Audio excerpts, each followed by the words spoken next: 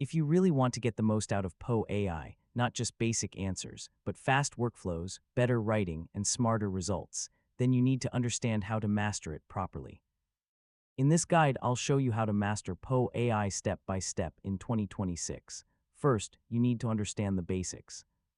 Poe AI is not just one model, it's a platform with multiple AI bots like ChatGPT style, Claude style, and others working in different ways.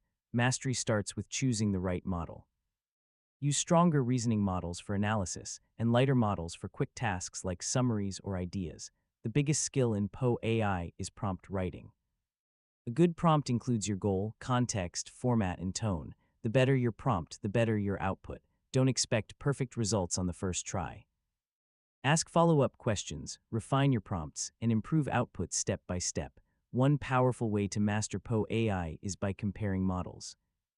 Ask the same question to different bots and combine the best parts of each answer. Advanced users don't just chat, they build workflows.